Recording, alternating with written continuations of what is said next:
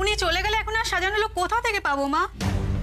আরে কাকিমা, আমার কাছে তো সব খবর আছে। ও কিন্তু হেভি সাজায়। আর তুমি তো জানোই বাইনোকুলার বাবলির খবরে কোনো জল থাকে না। ওর ননদের বিয়ের সব অনুষ্ঠানে ওই তো সাজিয়েছিল, সবাই ধন্য ধন্য করছিল। একবার টেরাই মেরেই দেখো না। এই কাজটাও হলো না ভোলা মহেশ্বর? কি চাও তুমি? না না, এ মেয়েকে দিয়ে হবে না। তুমি এখন এসো তো বাবু। না না, তোর আমি একটা অন্য ব্যবস্থা করছি। এই, তোমাদের কেউ জানাশোনা আছে গো সাজানোর জন্য?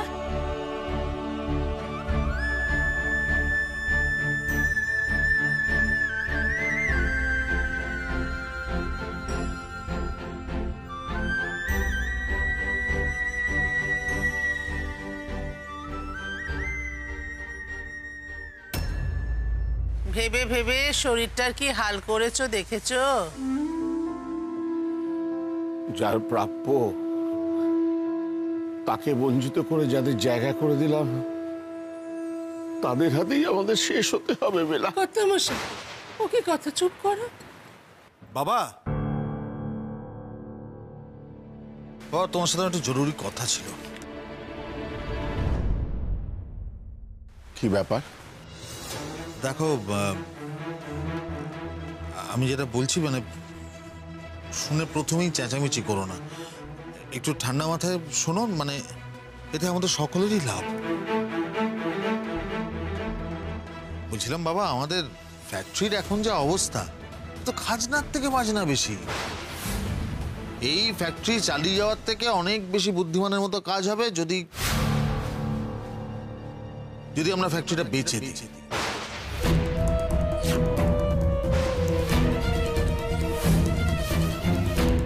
দেখো, তুমি যতদিন ছিলে সব ঠিক ছিল, কিন্তু এখন তো ফ্যাক্টরির বেহাল অবস্থা। দেখো, এই অবস্থায় আমরা বিক্রি করে দিই, আমাদের সবার লাভ। না না, তোমাকে কোনো ঝামেলা নিতে হবে না। তুমি আমার উপর দায়িত্ব দিয়ে দাও, আমি যা করার আমি একাই করে দেবো। আচ্ছা, খুব না, তোমার ভাই জানলে না টের পাবে কি হয়। তোর কি মাথাটা একেবারে গিয়েছে? হ্যাঁ, ওনাকে তুই এইসব কথা বলতে এসেছিস? দাঁড়া বেলা,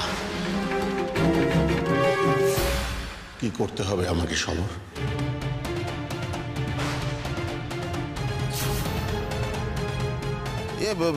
কিছু না বাবা, এই আমি নিয়ে এসছি এই ফ্যাক্টরির দলিলটায়। তুমি শুধু সই করে দাও।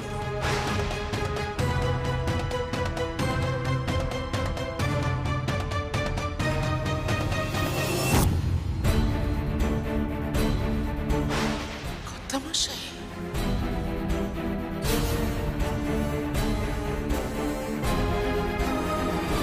ও কাকি, কাকি আমাকে একটাবার সুযোগ দিয়ে দেখো না গো।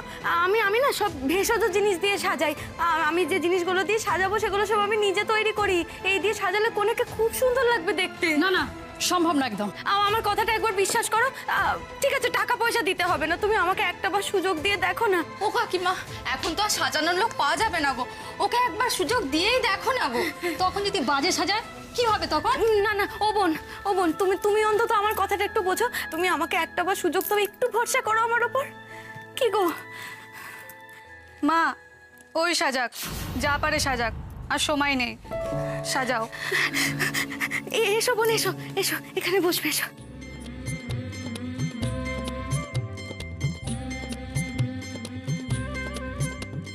সাজো সুন্দরী কন্যা সাজো বিয়ার সাজে রে, সাজো সুন্দরী কন্যা সাজো বিয়ার সাজে, সাজো সুন্দরী কন্যা সাজো বিয়ার সাজে রে, সাজো সুন্দরী কন্যা সাজো বিয়ার সাজে। নবীন যুবতী কন্যা বড় ভালো লাগে রে, সাজো সাজো সুন্দরী কন্যা সাজো বিয়ার সাজে রে, সাজো সুন্দরী কন্যা সাজো বিয়ার সাজে।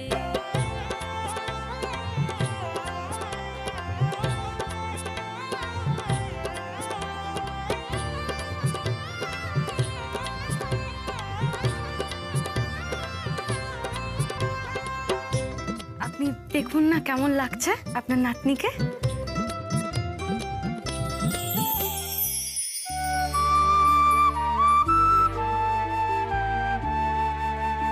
কেমন সুন্দর লাগছে আমার নাতনিকে। তোমার হাতে জাদু আছে গো। আপনাদের যে সাজানো পছন্দ হয়েছে, কনের নিজের সাজ পছন্দ হয়েছে, এটাই আমার কাছে প্রাপ্তি গো। কাকি আসি কেমন?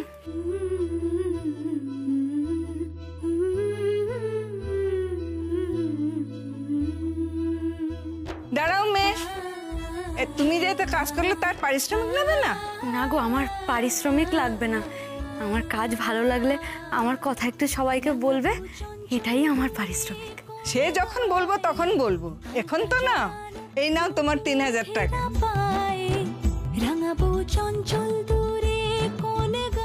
আর এই 51 টাকা, এটা আমার আশীর্বাদ। আমি খুব খুশি হয়েছি। কি হলো বাবা, সেটা করো। সই করব। এটা তো পতি পরমেশ্বরকে এক্ষুনি জানাতেই হবে।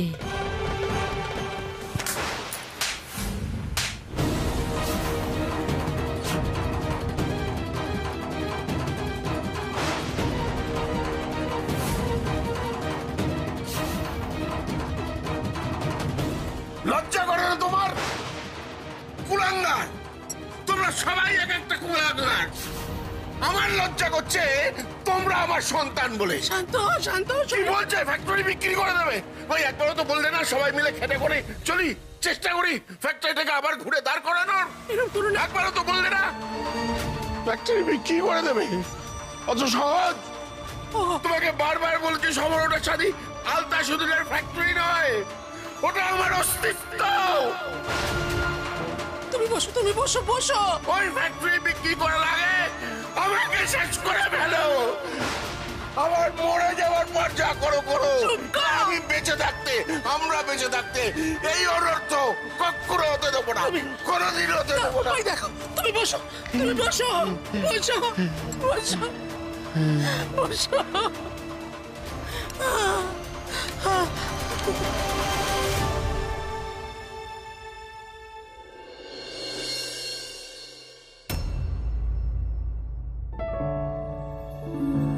ওমা বোন, কি গো তুমি কখন এলে?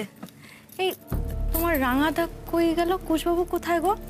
রাঙাদা একটু বেরিয়েছে, ও শরীর এখন ঠিক আছে।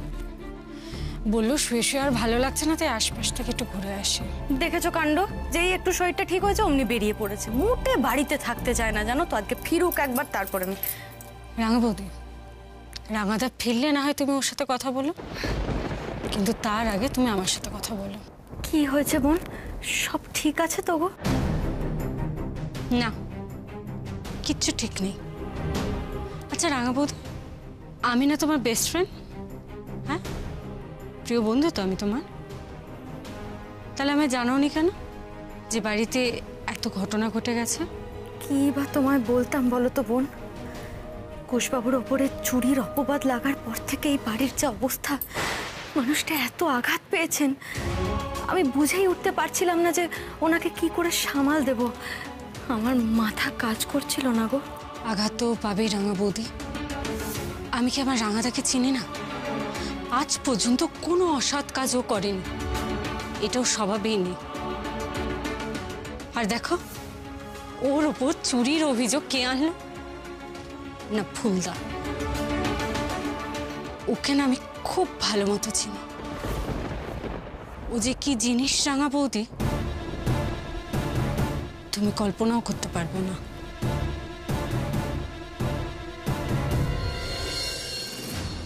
প্লিজ আমার কথাটা শুনুন, আমাকে আরেকটু সময় দিন। দেখুন এত সময় তো হাতে নেই দাদা, আপনি বরং টাকাটা আমাদের ফেরত দিয়ে দিন। এটা কি বলছেন আপনি? এতগুলো টাকা আমি কোথা থেকে পাবো? 6 লক্ষ টাকা নেবার সময় আপনার ভাবা উচিত ছিল। আপনি দিতে পারবেন না দাদা। আমরা আসছি এক্ষুনি আপনার ফ্যাক্টরি ভাঙার কাজে হাত লাগাতে। হ্যালো হ্যালো, আমাকে ফ্যাক্টরিতে কেন ঢুকতে দিচ্ছ না? আপনি কি বুঝতে পারছেন না নাকি? আপনাকে ঢুকতে দেওয়ার কোনো পারমিশন নেই। এখান থেকে যান, চলুন। আপনার ঘরটাও নেই, চলুন। এই অর্ডারটা কে দিয়েছে? আরে অর্ডারটা কে দিয়েছে? আমি দিয়েছি। তো লজ্জা করে না? না 40,000 টাকা ফ্যাক্টরি চুরি করেছিস তুই, তারপর কোন মুখ নিয়ে ফ্যাক্টরিতে ঢুকতে আসিস? হ্যাঁ, কিন্তু সনদা আমি তো কিছু করিনি। না আমাকে এভাবে তুই ফ্যাক্টরিতে ঢুকতে বাধা দিতে পারিস না। চুপ কর। নিজে থেকে এখান থেকে বেরোবি না ওদের দিয়ে ঘাড় ধাক্কা দিয়ে বের করে দেবো। বুঝলা, চলো তুমি এখন এখান থেকে চলো। দাঁড়া, রাজুকে নিয়ে কোথায় যাচ্ছিস তুই? গাড়ি নিয়ে কোথাও যাওয়া যাবে না। হ্যাঁ, ভুলে যাস না যে আমাদের বাড়ি এখন ভাগাভাগি হয়ে গেছে, আর এই গাড়ির তেলের টাকা আমি দিই। অত যদি গাড়ি চড়ার শখ থাকে তাহলে ওটা গাড়ি কিনে চড়, বোঝা গেল?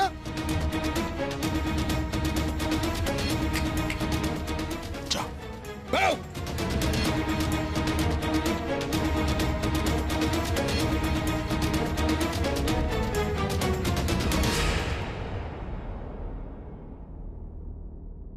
আমি তো পাখিকে বলে আসিনি যে ফ্যাক্টরিতে যাচ্ছে। এখন গাড়ি না পেলে বাড়ি ফিরতে যে লেট হয়ে যাবে। বুঝলা, আমি কি বলি শোনো, আমি বরঞ্চ তোমাকে গাড়ি করে ছেড়ে দিয়ে আসি, এটা কেউ জানতে পারবে না। চলো, আমি ঠিক ছেড়ে দিয়ে আসছি। আর না হলে তুমি এই দুর্বল শরীর নিয়ে অটো বাসে ফিরবে কি করে বলো তো?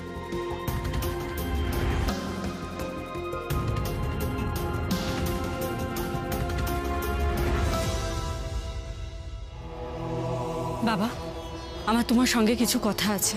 ও মা, খুকু তুমি কখন এলে? সঙ্গে করে একে নিয়ে এসছো কেন? দরকার আছে বলে এনেছি মা। কি ব্যাপার খুকু? বাবা, তোমরা রাঙাদার সাথে এই অন্যায়টা করতে পারলে? দেখো দেখো দেখো, মেয়ে মা বাবার সামনে দাঁড়িয়ে তাদের অন্যায় নিয়ে কত কথা বলছে। মা, তোমরা রাঙাদাকে চুরির অপবাদ দিয়েছো। কিভাবে করতে পারলে গো? তোমরা রাঙাদাকে চেনো না? আর কার কথার উপর ভরসা করে এটা করলে গো? ফুলদা, ওর কীর্তির কথা তো আমরা সবাই জানি। ও তো ছোটবেলা থেকে মিথ্যাবাদী। খুকু, বোন বোন, তুমি চুপ করো, এইসব কথা নিয়ে এখন আলোচনা করো না, দোহাই তোমার, তুমি চলো। কেন যাব আমি? আমি তো সব সত্যি কথা বলছি। বাবা, তুমি তো সব জানো। ফুলদা তোমার পকেট থেকে টাকা চুরি করতো। আর মা, তুমি জানো না যে ফুলদা যখন রেজাল্ট বেরোতো তখন ফুলদা বাবার সই নকল করতো? এসব জানা সত্ত্বেও ফুলদার কথার উপর ভরসা করে তোমরা রাঙাদার সাথে। খুকু, নিজের বাবার সঙ্গে তুমি এইভাবে কথা বলছো? ওকে বলতে দাও বেলা। খুকু বরাবরই আমাকে আয়নাটা দেখিয়ে এসেছে। এবারে আর তা হবে না তো কর্তা, কারণ এটা আমার পরিবার, আমার সংসার। সেখানে তো আমি আর কাউকে কথা বলতে দেব না। ওর বিয়ে হয়ে গিয়েছে এখন অন্য পরিবারে। ওর যা বলা সেখানে গিয়ে বলুক, আমার সংসারে আমি ওকে নাক গলাতে দেব না। এটা আমার বাড়ি, আমার পরিবার নয়। একদমই নয়।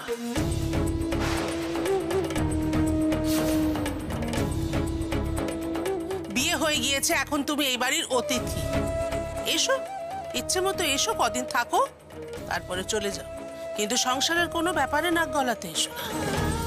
আর একটা বাইরের মেয়ের সামনে তুমি আমার ছেলেদের দিকে আঙুল তুলছো।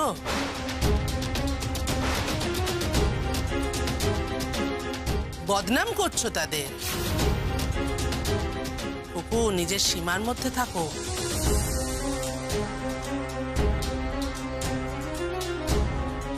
বোনের ওপর রাগ করবেন না বড় মা। আসলে কুশবাবুর জ্বর দেখে ও খুব উত্তেজিত হয়ে এই ঘরে এসে পড়েছে। ওকে তাতিয়ে তুমি নিয়ে এসেছো। আমার সংসারটা তো ভেঙে চুরে শেষ করে দিয়েছো তুমি, আর কত ভাঙবে?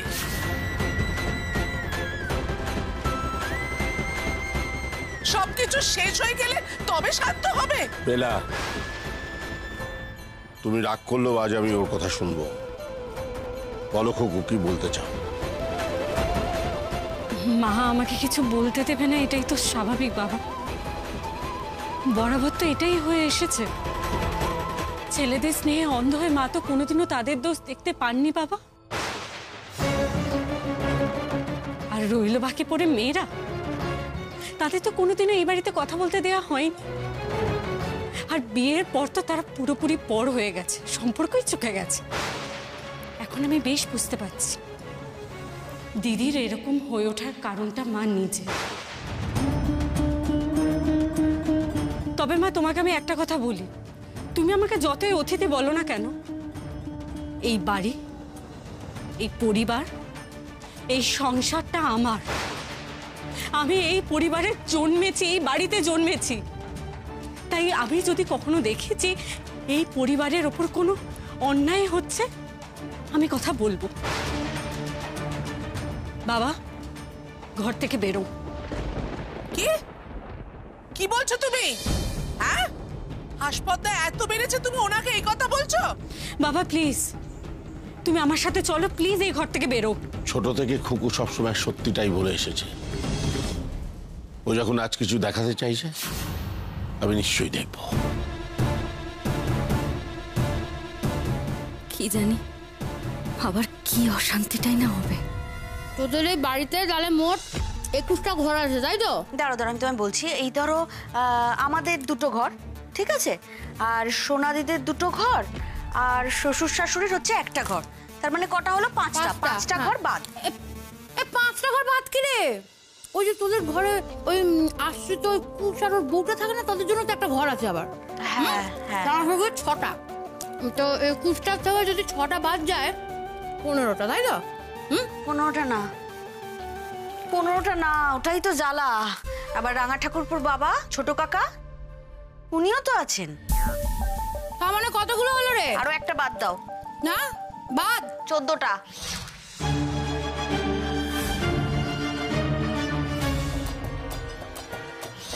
শোন লেখা, ওই যে 7টা ঘর রয়েছে, এই 7টা ঘরের মধ্যে 7টা ঘরই কিন্তু তোকে দখল করতে হবে, বুঝেছিস? পারবো?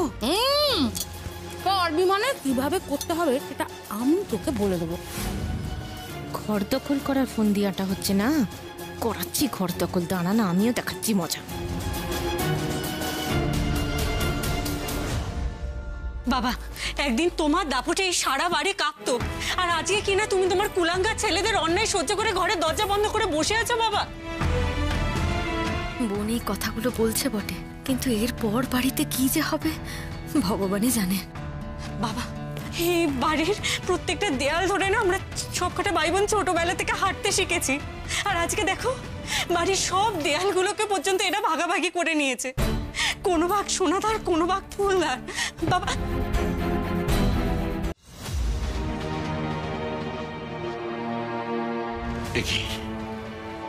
এগুলো এখানে কেন? কে রাখলো? রাঙাবো? আসলে জেঠুমনি, সোনাদিরা যে যার ঘর নিয়ে নেওয়ার পর এই জায়গাগুলোর মধ্যে কোনটা কার সেটা ভাগ করে নেওয়ার জন্য কেউ কেউ সোফা আর কেউ কেউ আলমারি বের করে দিয়েছে। কমন প্যাসেজও ভাগাভাগি করছে এরা, ভাবতে পারছো বাবা?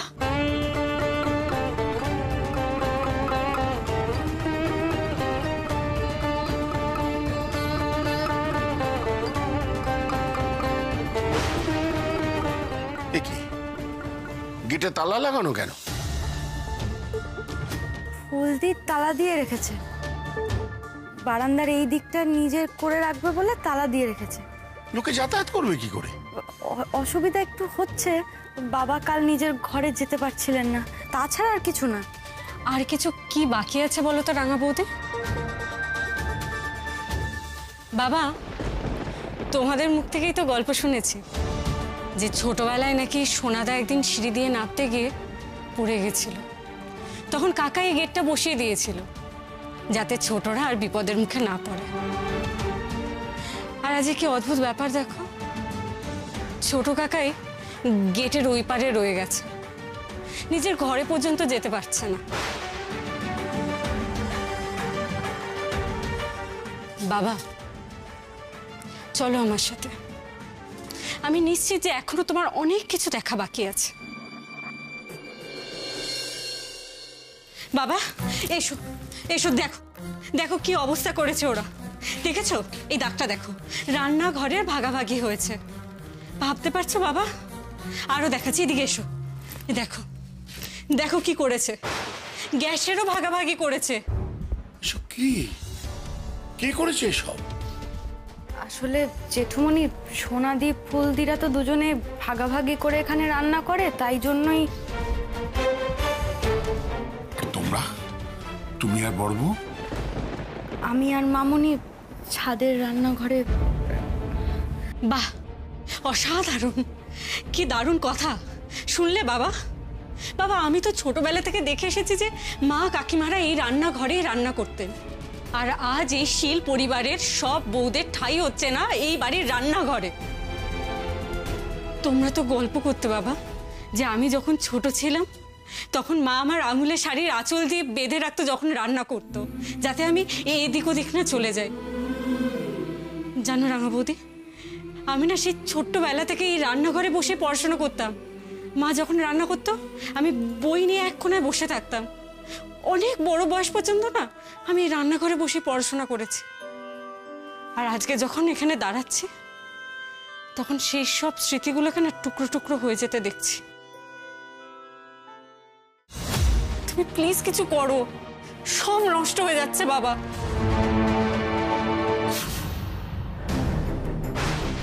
কি বাথরুমের দরজায় তালা লাগানো কেন? আসলে জেঠুমনি এই বাথরুমটা সোনাদিরা নিয়ে নিয়েছে, তাই।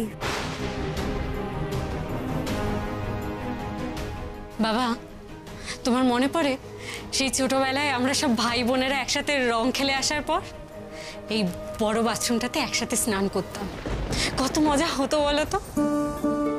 আর আজকে দেখো বাবা, আমরা কোথায় এসে দাঁড়িয়েছি।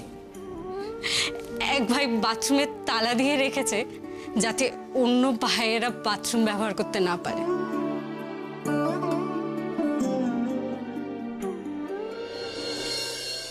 দেখো বাবা, তুমি যদি এখনো চোখটা না খোলো তাহলে কিন্তু এই বাড়িটাকে আর বাঁচানো যাবে না। বাবা, আমরা সবাই মিলে একসাথে মিলেমিশে ছিলাম বলে কিন্তু এই বাড়িটার মধ্যে প্রাণ ছিল। কিন্তু বাবা, আজকে যদি এই বাড়িটা ভাগাভাগি হয়ে যায় তাহলে তো বাড়িটা শুধু কঙ্কালটাই পড়ে থাকবে, প্রাণ তো আর থাকবে না বাবা।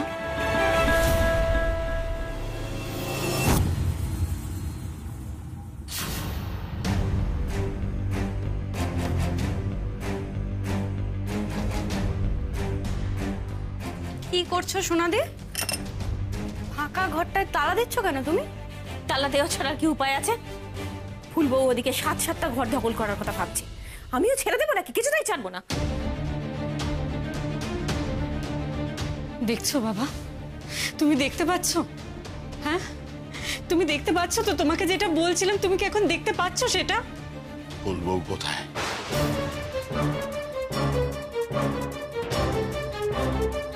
আমি এটারই ভয় পাচ্ছিলাম বলে মহেশ্বর, না জানি এবার জেঠুমনি কি করবে।